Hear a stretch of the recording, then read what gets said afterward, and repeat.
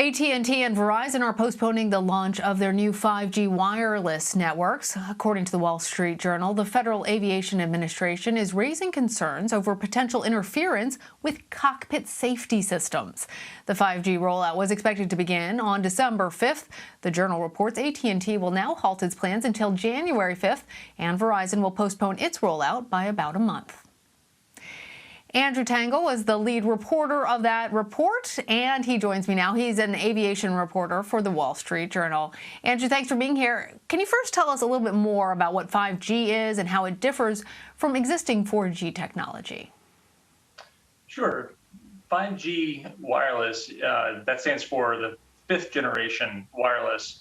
It offers faster downloads, faster speeds, and can really do a lot more for consumers than the slower current 4G networks that we generally rely on. So what exactly are the issues that the FAA is raising about 5G? So 5G works well in a certain spectrum called it's called the C-band is the particular spectrum of 5G that's being rolled out. And the frequencies that are well suited for this type of 5G service are adjacent to the frequencies used by a device on modern aircraft called a radar or radio altimeter. Passenger jets that we fly on use radar altimeters, so do helicopters, smaller planes, and these devices measure the distance between the aircraft and the ground. Now, they provide information for various cockpit safety systems that are commonplace in modern air travel now that help airplanes land in poor weather when it's cloudy, when fog rolls in, or they help prevent mid-air collisions or flying into the ground. So the FAA is concerned about potential interference with those radio altimeters on aircraft by this new 5G spectrum that is slated to go live. The new spectrum is adjacent to the frequencies that aircraft use, and there's a concern about potential interference. But the telecom industry and telecom regulators have disagreed and been at odds with the FAA and U.S. aviation industry over the presence of any real safety concern.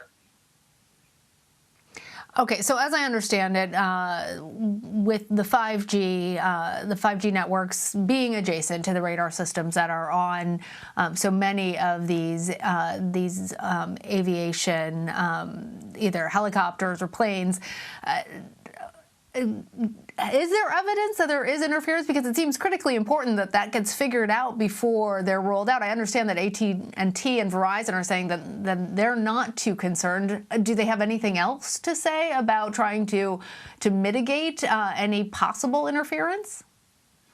Well, both industries, aviation and telecom, have their own competing research and data, and they are at odds about whether or not there is any potential for interference. There are potential mitigations that could be pursued. Some countries have created buffer zones around airports, lowered the power of these signals, or pointed them in a different direction to make sure that they don't interfere with the aircraft's glide path on final approach. So there are short-term solutions that could be pursued. There are also longer-term solutions that aerospace manufacturers could pursue, like putting filters on these radio altimeters that can prevent any interference from the 5G spectrum. So there's a disagreement between the industries, at least in the U.S., and for various reasons, both sides have been at odds over the last year or so, and it has come to the point where we're at now, where there was a bit of a standoff over the research, safety concerns, and the FCC was ready to go live with this new spectrum and let AT&T and Verizon go live with it. And the FAA basically has been saying, well, we don't know where these towers are going to be precisely. There's evidence that we in the aviation world see of potential interference, and so we're going to limit the use of all of these cockpit systems, and that'll cause a lot of disruption.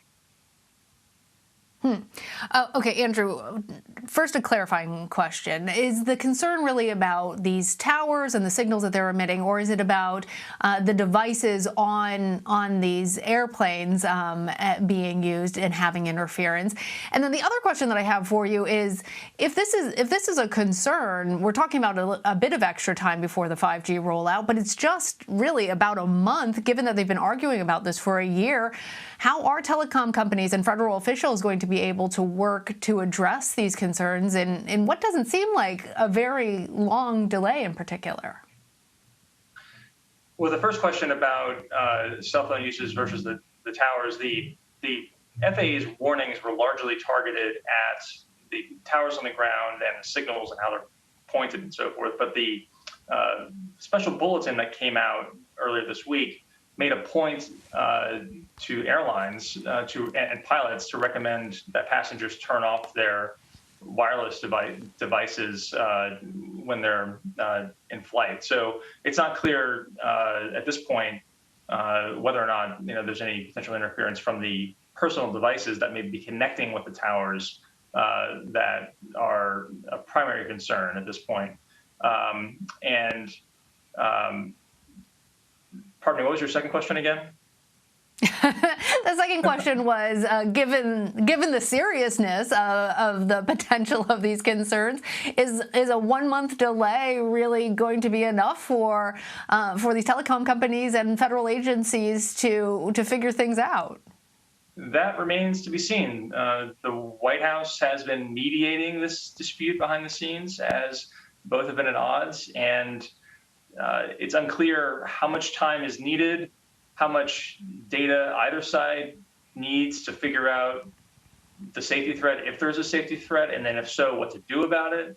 So there's at least a brief reprieve, but whether or not they may ask for more or need more time to assess the safety risk or potential safety risk, that remains to be seen. So I don't have an answer yet, but we will be asking that and waiting to hear more. All right. Andrew Tangel, thank you. Thank you.